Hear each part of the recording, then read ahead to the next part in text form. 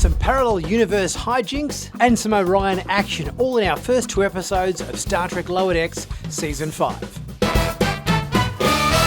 Well, hey everyone, I'm Nick and welcome back to Sci-Finatics. Well, today we're talking about the first and second episodes of Star Trek Lower Decks final season, Season 5. We're going to take a look at Dos Cerritos, Episode 1, as well as the second episode, which is called Shades of Green. I think these first 2 episodes were a nice lead into the final season. Interesting stories, a few harkbacks to past Star Trek, a bit of world building, and just the usual hijinks we're used to from the crew of the Cerritos. But this time times 2. Episode 1 begins with Tendi in disguise. She's infiltrating a trader, the one we saw back from the Most Toys episode of TNG with Kivas Farjo and everything. We'd seen this scene before as part of a sneak peek scene that they'd previously released for the season. Tendi's well and truly getting into the spirit of the Orion pirating lifestyle, although she kind of wants to manage things just a little bit, not quite as violently as her comrades would like to conduct things, without quite as much murdering and impalement as her sisters would perhaps like. So a few cool links back to TNG episodes here from the Most Toys, as well as seeing the Hyperions for the Mehadu race character we saw from DS9. These guys as well in here. Bajoran Reckoning tablet from DS9 and a Star Trek II Wrath of Khan phaser. So a few little background links back to past Star Trek here. We get a slightly new adjustment to the opening title sequences, including the sort of a shimmering drop shadow on the Lower Decks font, which is what they did to the TNG logo in Season 5. I thought, oh yeah, that one season in TNG they had kind of like a very long shimmering kind of drop shadow on the title font, and they did the same thing for Lower Decks here. So a little bit of a nice link back to Season 5 TNG. Along with a few extra additions to the battle sequence here. I think we have the Tholians anew and the big green hand from that TOS episode, Who Mourns for Adonis. Starting with a game of Calto here with Mariner, we get to find out that Boimler thinks he's going to be in a magazine about 30 up-and-coming officers or something under 30, but he doesn't quite make the cut of the magazine, or he gets dropped from the edit of the magazine, which he's not too happy about. He seems to be, perhaps pondering where his career is at, how well he's doing at this particular point in his life, trying to get a bit of kudos. In fact, he even makes reference to Naomi Wildman, who made it to the magazine, whereas he didn't. And she's only 10 years old. Poor old Brad, beaten by Naomi. Next, we see the Cerritos obviously conduct this mission where they're trying to close these quantum rifts that are opening up around the place. And one opens, sending the Cerritos into a parallel universe where we see a second Cerritos, where we have Boimler with a beard, Ransom with a mullet, Shax with a ponytail, and the captain is not Freeman at all. Well, the captain is Freeman, but just not Carol Freeman. The captain is Becky Freeman. Obviously, Mariner there choosing a different surname in this reality, where she is now, in fact, the captain of the Cerritos. Back on Orion, we see that in order to fulfill her requirements or pay back the debt that she's owed to her sister and family and so forth, Erica, Tendi's sister, has to give her a mission to retrieve an old Orion ship. And if she does this, she'll get herself be able to leave Orion and be able to head back to Starfleet if that's what she wants to do. Back on the Cerritos, we see these alternate versions of all these different characters kind of pairing up, and everybody's making comparisons to each other, and who's this and who's that, and what have you done and what have you done. And I love the fact that basically the Talins were exactly the same. Both Talins were pretty much identical, except one would say fascinating, the other one would say remarkable. Apart from that, there was no identifying features whatsoever that made any difference between the two of them. That was quite funny, I thought. And we start to get a hint that Captain Becky is maybe a little bit more of a hard taskmaster and less of a free spirit than what Mariner is. Back on Orion, we see Tendi and her crew there trying to retrieve this ancient Orion vessel, but they have got a bit of competition on their hands. None other than the blue male Orions that we saw back in that animated series episode, The Pirates of Orion. They didn't look anything like Orions at all, because this was the first time back in the 70s we'd seen male Orions before. I think they kind of got a bit more solidified in canon with the Star Trek Enterprise episode with the male Orions. But back in animated series, they were blue. They wore really campy, strange, superhero-esque like uniforms, and they didn't pronounce their race as Orion. They pronounced it as Orion, which obviously was a bit of bad directorial instruction from whoever happened to be the director of that animated series episode in terms of his direction to his voice actors. But it ended up in the episode, so blue male Orions refer to themselves as Orions. Boimler and Rutherford are getting to know their doppelgangers. It seems like bearded Boimler has been a bit more successful in his career than our Boimler. He's got a bit more notoriety, got a few more credits to his name, and Rutherford is significantly more cyber enhanced than our Rutherford, where he is almost, as Boimler puts it, bordering on being a Borg. He's got so many implants. We find out that things aren't running quite so smoothly on the alternate version of the Cerritos with Captain Becky, who rules with a bit of an iron fist. She's got a riding crop and all of her crew are scared of her. It doesn't necessarily sound like the Mariner we know. We get a fight between the blue male Orions and the green female Orions. And although Tendi has embraced the Orion lifestyle, she doesn't want to maim and kill as much as her counterparts do, saving the life of one of the male Orions that one of her crew stabs. But this is kind of seen as a bit of a faux pas, breaking the Orion pirate code by not leaving him to die. Ransom is still as vain in the other universe as our one. Billups is embracing his more regal background perhaps a little bit more than our Billups, wearing his sort of flouncy royal clothing and so forth. And nobody seems to be getting along particularly well. Everyone's kind of in a bit of competition with each other, and everybody, I guess, every universe version thinks they're the best ones, or they know how to do it better, and it's a cause of a bit of conflict. And Captain Becky just wants to whip it out of people with a riding crop, which, as she is pointed out to by her Prime Universe counterpart, that's just not cool. You don't go whipping people and beating people into submission. We get a sense from Rutherford that he's really missing Tendi as well, which is sweet, and he tries to make friends with the alternate version of himself, has to kind of reprogram him a little bit to get a bit more friendship out of his counterpart there. Back on the Cerritos, our Mariner gets phasered by Captain Becky. Becky is a bit sick of being captain.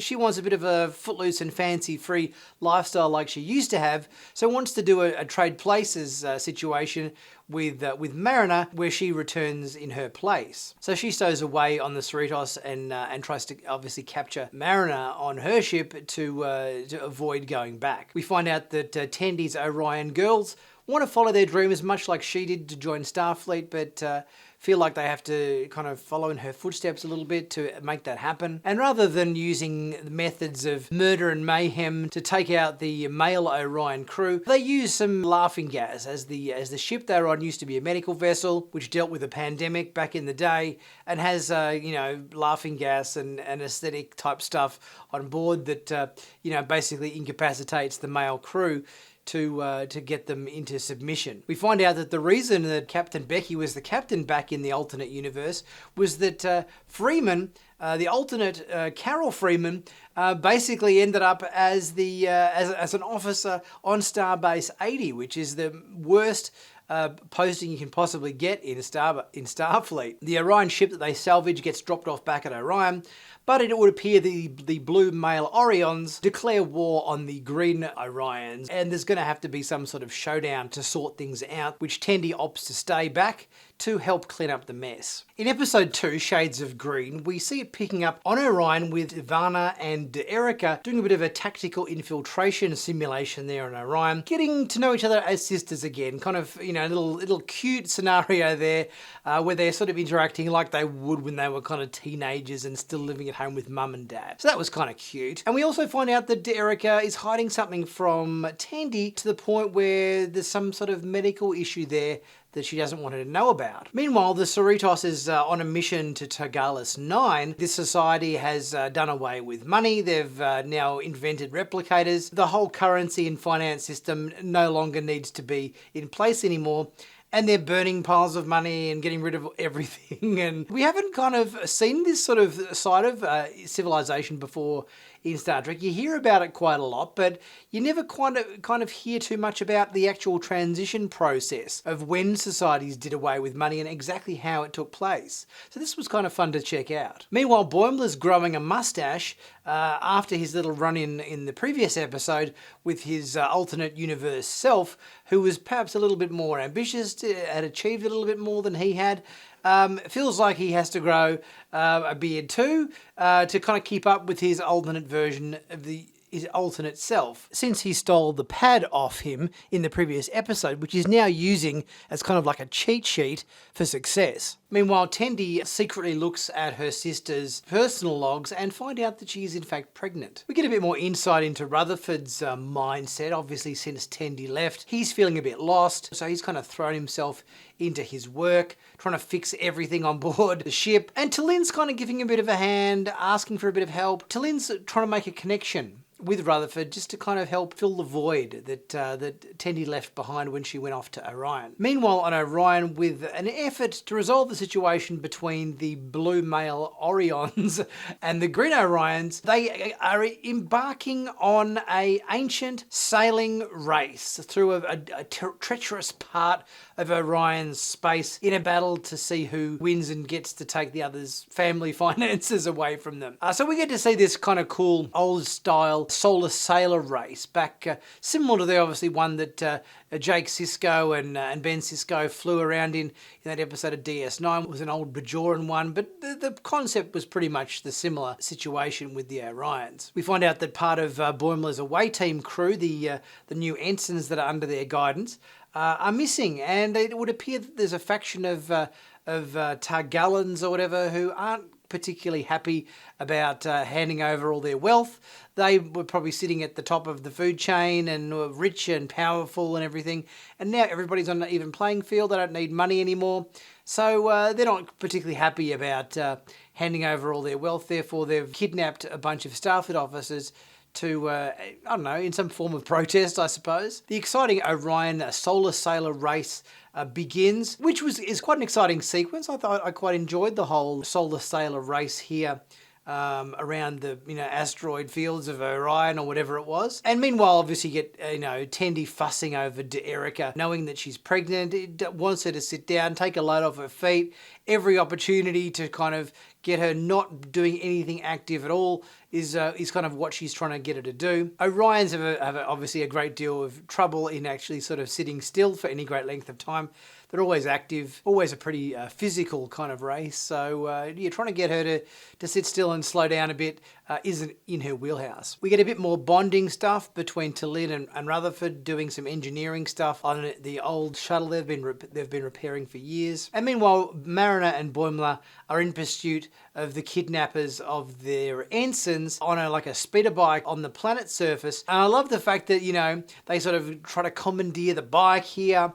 And, we have to take this bike to pursue. And the lady whose bike they steal just says, yeah, you can have it. That's fine. I'll just replicate myself a new one. Wouldn't that be great? Not to mention the notion of never having to queue anymore. As someone pointed out, why are we queuing for? We don't have to pay anymore. So why do we need to queue? Which is another advantage of the system. No more queues. We get the Blue Orions being a bit more aggressive in their race, attacking the girls.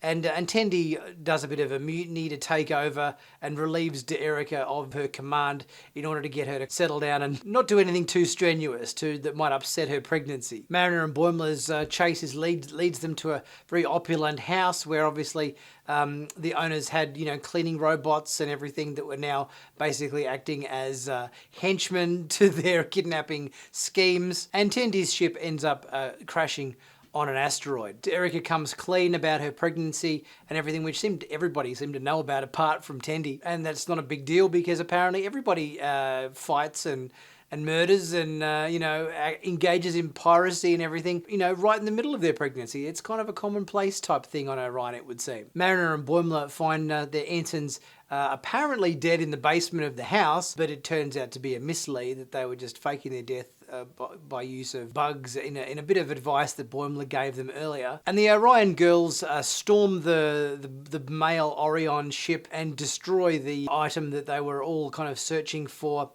in an effort to basically make the whole race in the end a tie so that nobody loses. Which kind of works and kind of doesn't work, because the Orion Syndicate takes everybody's wealth away from them. But that's okay, because Tendi gets to finally return to Starfleet now, and some of the wealth that was going to get destroyed from Gallus gets redistributed to Tendi's family in order to make sure that they're not poor or destitute anymore, and they have some sort of financial backing behind them again. Until then, although she went ahead and repaired the shuttlecraft, realised that the fun was in the bonding of the rebuilding of it, pulls it all apart to start again. They can all participate in the rebuilding of the shuttle, which I thought was kind of cute. All in all, I think this was definitely a solid starting off of the new season. We've got a bit of Orion adventure and a bit of world building there, and a bit more Orion lore and history and everything to learn about with the ancient ship and the pandemic and the blue Orions and everything. So I think Lower Decks has done a very good job, I think, over the last couple of seasons to expand upon the Orion race that we haven't really got to know that well up until now. So they've done a pretty good job, I think, of expanding upon things, even if it is in a slightly tongue-in-cheek comical way with the not quite right blue Orions from an animated series. Kind of get a feeling the theme of this season is going to be sort of self-discovery and self-betterment. We've obviously had, situations in the first 2 episodes where we've had Mariner being a captain, Boimler look at himself with his alternate version with the beard and trying to improve his standing and everything, or get, maybe get a couple of extra legs up or whatever in terms of his career, brownie points. And I really feel like this season our characters are going to have more personal growth than they have in any other season before. And that will be very interesting to see how it develops. But what do you guys think? Leave your thoughts in the comments section and get chatting about what you thought about the first 2 episodes of Star Trek Lower Decks Season 5, the final season. Let me know what you thought and we'll get chatting about that. Guys, if you haven't subscribed to Sci-Finatics yet, please be sure to do so. Click on that big subscribe button to stay current and up to date with all the latest Star Trek news on YouTube. Really helps the channel out, much appreciated. And also be sure to check out my merch in the merch shop. Plenty of cool t-shirts, hoodies, mugs, caps, stickers, baseball caps, coffee mugs. It's all there and they're all great. Pick yourself up a bargain and help support the channel. I'll be back very soon with my next video. I'll catch you guys soon.